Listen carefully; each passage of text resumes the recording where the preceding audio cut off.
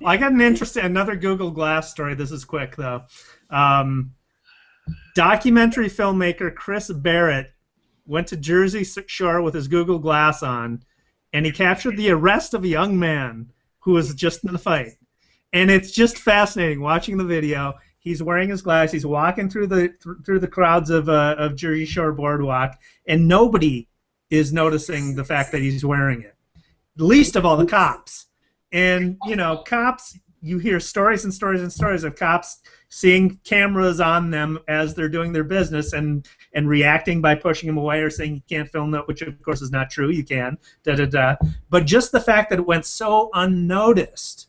That this incident was so unnoticed as he was filming the whole thing. What I found really curious, though, I tried Google Glass a couple of weeks ago, and you can make a 10-second video. So I don't know how it is.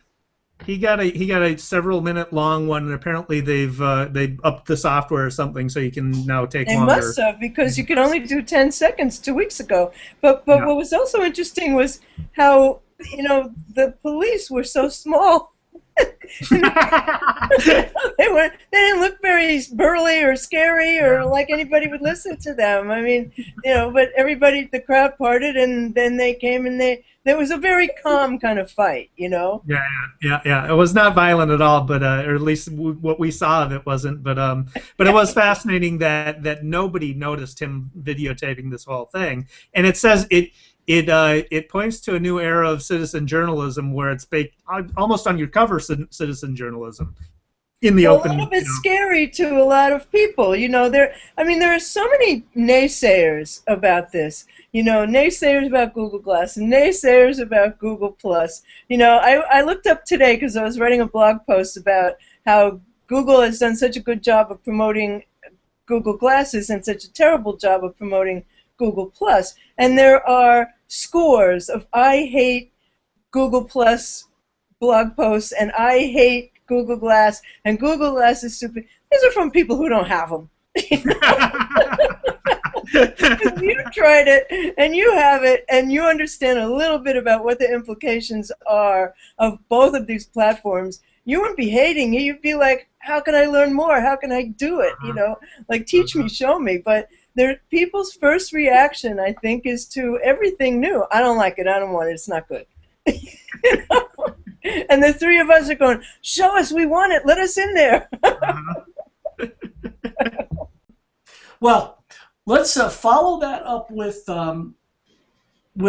David on The Daily Numbers. That's on Twitter as The Daily Numbers. And then he's at D. Erickson as well on Twitter and E-Strategy Blog. BL you can follow on whatsnextblog.com. She contributes to Ad Age. Got a story coming out tomorrow. Say that again? Got a story coming out tomorrow or Thursday. What's it on? On why you need to be on the top 3 reasons why you need to be on Google Plus. Okay. Love it. Love it. And also why your strategy needs to be different. Love it. We should do something just dedicated to that, BL. I would like to do another topic for a Beyond Social Media extra. What do you think of that? Good idea, Albert. Great idea. I'm glad I listened to you and then echo it later. I'm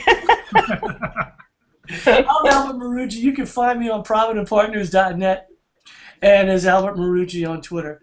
Thanks so much for joining us on the Beyond Social Media show. Good night, BL. David, have a great night. Good night.